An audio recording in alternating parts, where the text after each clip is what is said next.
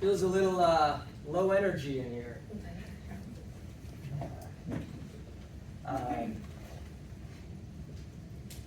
You know, I say that in the video, if you watch my orientation video, that the way I view these meetings, I think is very different than most people. I think that most people, when they're here at the meeting, they're wondering what they're going to eat after, they're looking at their phones, they're, you know, doing God knows what, right? Scrolling social media, getting work, whatever it is that people are doing. For me, the meeting was an exit strategy from being a normal-ass person. I just didn't want that. I just didn't want it. I did not want to drive in traffic. I did not want to drive the same car everyone else was driving. I didn't want to wear the same clothes that everyone else was wearing. I didn't want to eat at the same restaurants. I didn't want to vacation only 2 times a year, right? I didn't want an average income. I just didn't want to be average. And I would come to these meetings, and the people at the front of the room, they had the life I wanted. They had the freedom I wanted. They had the money I wanted. I'm not trying to give you a motivational speech. This is really what I thought. That's why I always came to the meeting early. That's why I always brought people with me. That's why I was always intense. That's why I was always competitive. And guys, I'm telling you, it actually happened for me. You know, in the beginning, my talks were like, what's going to happen? I'm telling you, I'm living that life. I've been living it since I was 30 years old. I'm 41. 11 years of having just literally a dream life relative to where I came from. Do I still want to grow? Do I still want to make more? Do I want to see you guys have similar success? Obviously, that's why I show up, right? But when we talk about being excited, dude, you got to have an energy like, I'm going to learn something in this meeting that's going to revolutionize my freaking business. Yes. That's the way I used to think. I appreciate everybody being here, but like, it's not about getting through the meeting, it's about getting from the meeting. There's a lot of nuggets up here that you guys can write down, that you can implement right away. The top people, in some cases, in the entire company. Look, Primerica is a funny company. I know a lot of things that we do are unorthodox, but at the end of the day, it is a $7 billion publicly traded company where, look at the returns, look at the stock. I watch CNBC, I watch all the financial stuff, I read all about it. Primerica is mentioned all the time as a top tier stock. Financial company, insurance company. And we have some of the top people in the company in the room. You know, where else could you be right now that's as productive? There's a lot of places I could be. I could be anywhere literally in the world that I want to be. But I come here because I know the value that I get and that I can offer to the people that come here, right? So let's go through some of the things that I've been thinking about, okay? Keys to winning. Let's talk about this. There's a billion keys to winning, right? But let's talk about some of the things that I think you need to incorporate. Number 1, caring what people think. This is the bottom line. Why people don't succeed here. They never get over this. The reason why you don't bring people to the meeting, let's be honest, is you care what they're going to think about the meeting. The reason why you won't call your friend to set an appointment, right? Same people you were with last night having dinner with, today it's time to set appointments, and you don't want to because you're scared what they think.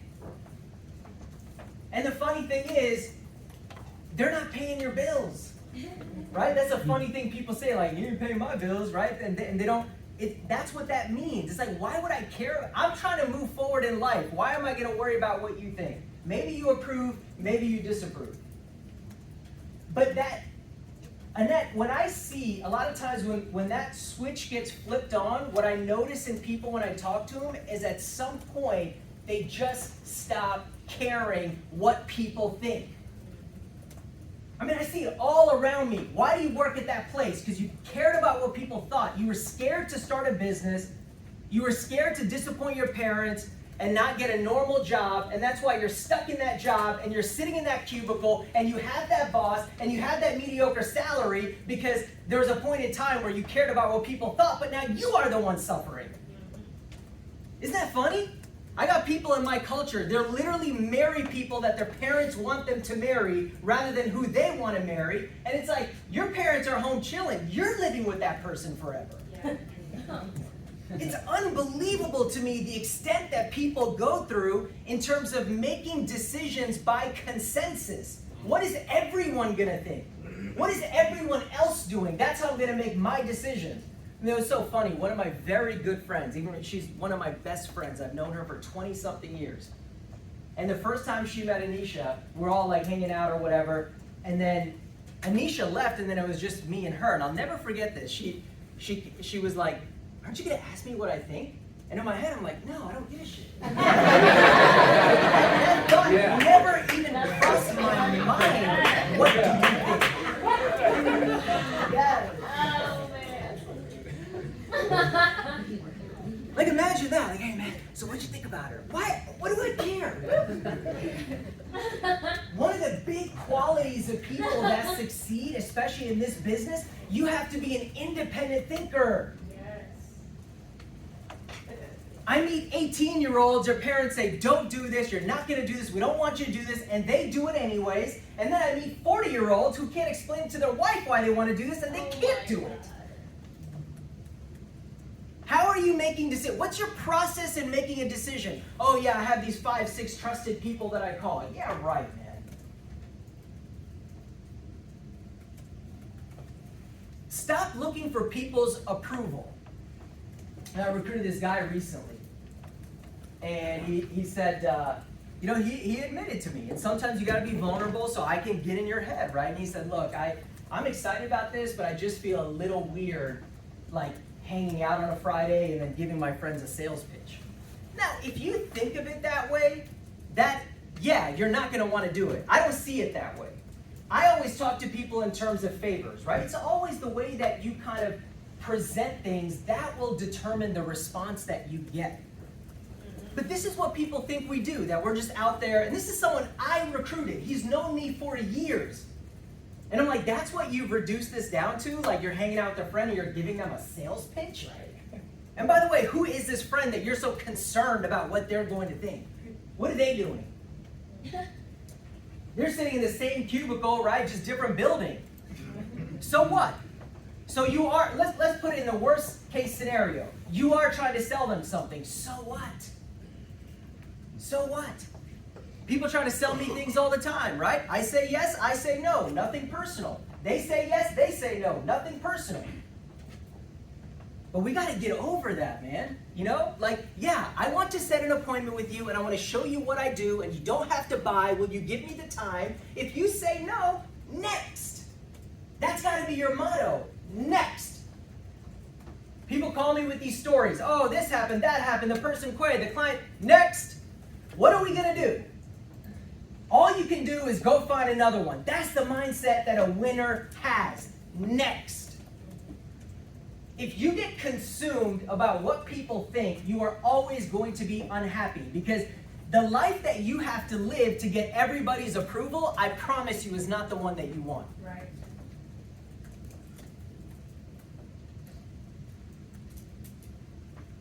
You know, it goes back to that cliche. It's like we see these people and they have all these things that we want, but we're not willing to do what they did. Trust me, they went against the grain.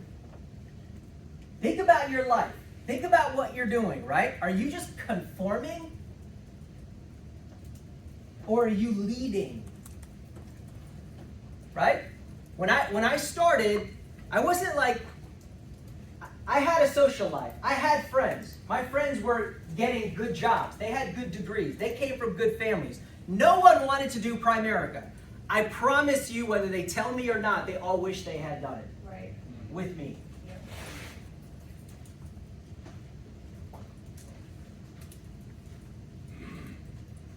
Overcoming fear.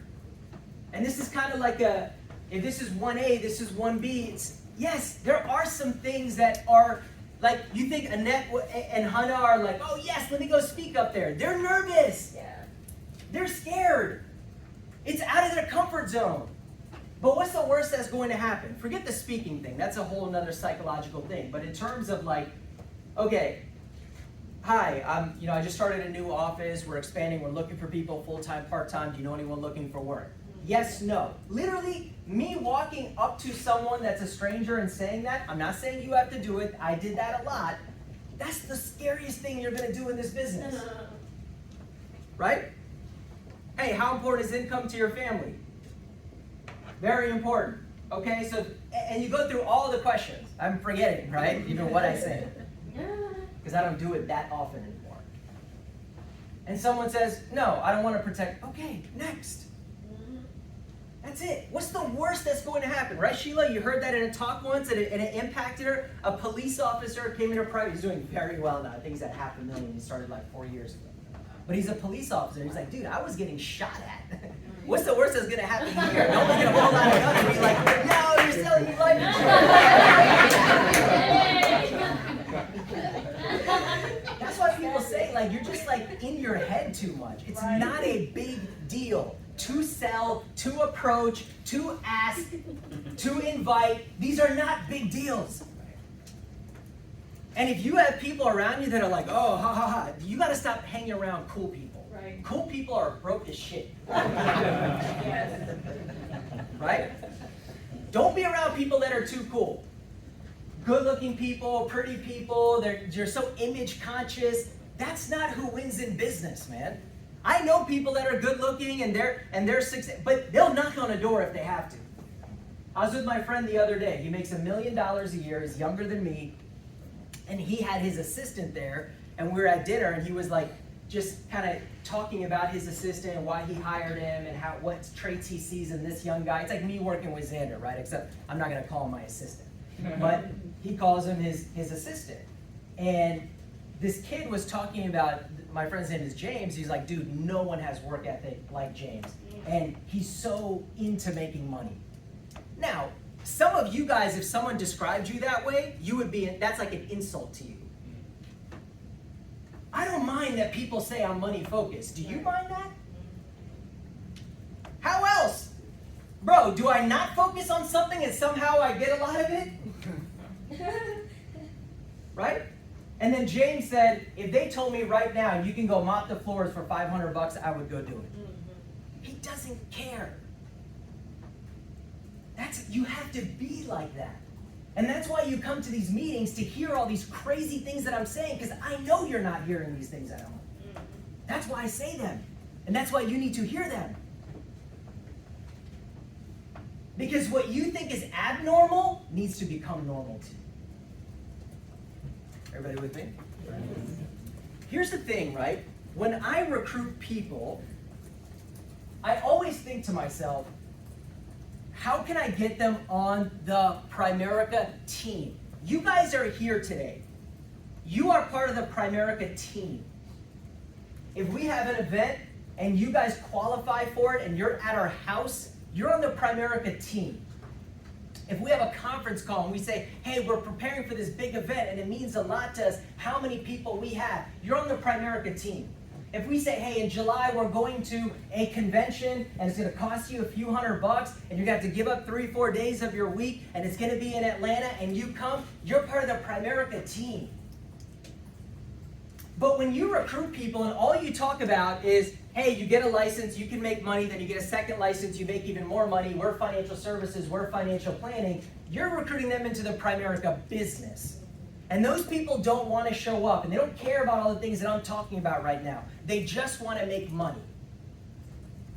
And I'm telling you right now, it is difficult to win at a high level when you have no one on your team, you just have people in your business. Now here's the thing, if someone says, I'm not worried about the team stuff, I just want to be in the business, I'll still recruit you, I'll still spend time with you, I'll still train you because selfishly you can be profitable to me. And as a business, without the team aspect, I still think it's the best business in the world. 2 days ago, I had a Zoom with the ex-CIO of the USDA. USDA is the largest government agency in the world. They oversee all the other government agencies. It's humongous.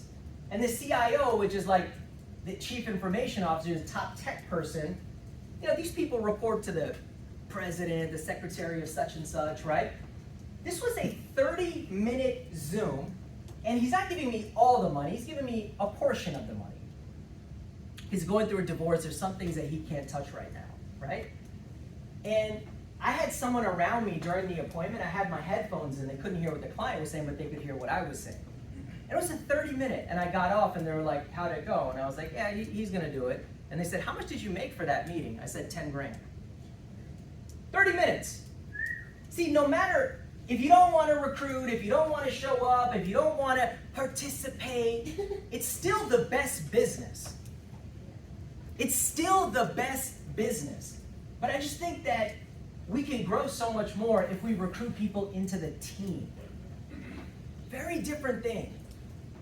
I have people on my team, where are they? Okay, you have people in your business. And you know what? There's nothing wrong. I'm not saying there's anything wrong. I have a ton of people that contribute to my business, but they're not really on my team right now. Now, can they join the team later on? Sure. Are some people on the team just going to kind of resort to just doing the business? Sure. But know the difference, right? You're going to win big with people that are on your Primerica team. But there is a distinction. Self-developing. Talk about it every time, can't talk about it enough.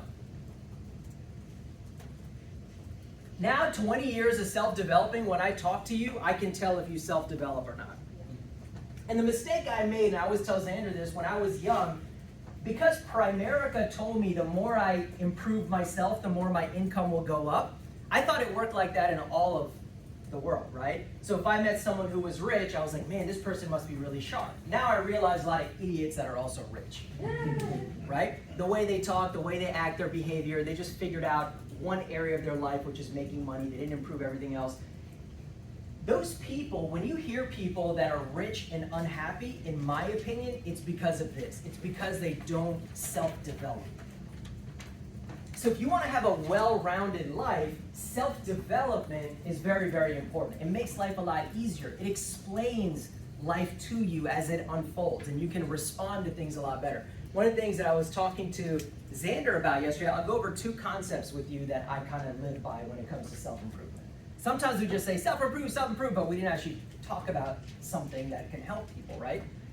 This is a big one. I used to be, when I came into Primerica, when I was in my 20s, I was a hothead. You know what that is? Someone that has a temper. Yeah. So I was 0 to 60. I love fighting with people, arguing with people, being confrontational. Some of you guys have been with me very long, right? Dante, you've seen that side of me. You didn't want to see that side of me. And that wasn't cool. That was immature. And then I learned something, right? I learned that there's 2 different things. So when you think about a medication, if someone says, take this medication, and then you have a reaction to it, is that a good thing? No. Right? In life, if you react, that is a poor way to go about things. You want to respond. You don't want to react. So if someone says something and then you immediately go and you unload, like I used to do, what do we realize about unloading and reacting? Is that half the time we were wrong about whatever we thought was happening, right? Now you let things unfold. Now you pause. Now you just wait and see. And that's why, arguments, dude, I haven't been in an actual argument for 5 years. Yeah, I can be in a debate with someone. I could disagree with someone. But an argument, and then insulting and saying the meanest things that you can, it's just not a part of my life.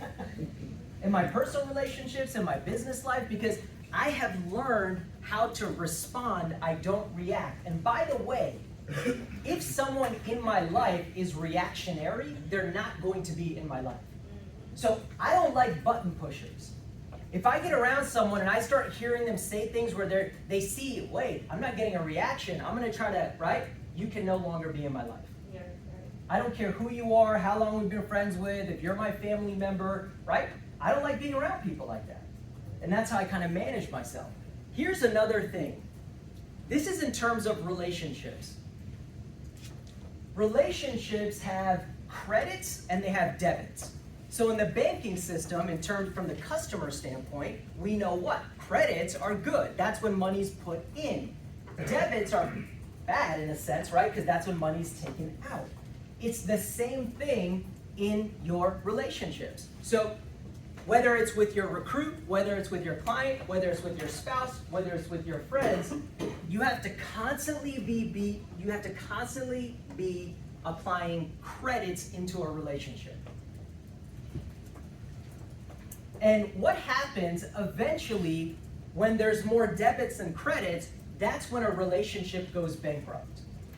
So if you see two people and they split in any scenario, whether it's marriage or friendship or business, it's not just like one thing happened, it's that there was an assessment by the person and they said, you know what, there's nothing left here. This person has just screwed me over too many times. So you gotta think about that. Like, if I have someone in my life and I've done this for you and I've done that for you, and I'm not taking like a inventory of like, oh, I've done all this stuff for you, but I just know, right? I want to be a giver in relationships because inevitably over 10 years I will make a mistake, right? But if you have more credits than debits, or once in a while you have a debit but you put in a lot of credits, that's going to be a good relationship. But people what? They take, they're not putting anything in. It's the same thing with your recruits when you recruit people, when you train people, with your clients. I had a client that, she's a very big client, her and her husband have well over $1 million with me, and she asked me to do a liquidation for her, right? And I saw the text and it slipped my mind. And a week later, she's like, hey, I never got the money. And I said, oh my God, I didn't lie. How many people lie? Oh, let me call American Funds. They must have screwed up, right? It's like the waiter, where they forgot to order and they're like, the kitchen, oh man, the kitchen is always messing up. You didn't put it in because you didn't write it down, right? So I didn't lie. I just said, hey, that is my fault. And she said, Samir, you have never forgotten anything. Don't worry about it. It's not a rush. Just go into it. Right? That people will be more forgiving if you are more giving. This is what I live by. And by the way, has there been times where I felt that I had a lot of credits and one minor debit, the person overreacted? Okay, now you are gone too. Because you're not playing by the rules here. Okay? So I've given, I've done good, I've earned a lot of credit with you, and then one little comment and then you overreact, you're not playing by the same rules I'm playing, so we can't maintain this relationship at whatever level.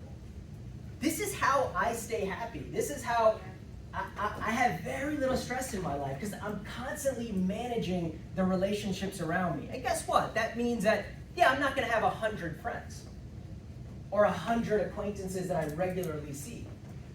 But the people around me, right, it's all positive energy. So, hope you guys got something out of that. This is our biggest month of the year, man. November is it. November is it. So we got to get on appointments. Look at your best month of the whole year. I don't care if it was only one sale. Break that record. Break your recruiting record. Break your licensing record. Break your cash flow record. But can we focus on something for 30 days? I know we're going to have Thanksgiving. We lose a couple days there. But this is a very important month. Because 2024, whatever affirmations, goals people have, resolutions, whatever you call it, that starts now. You don't want to limp into the new year with bad habits, right? That starts now. The changes start now. So set appointments. Let's have a huge month.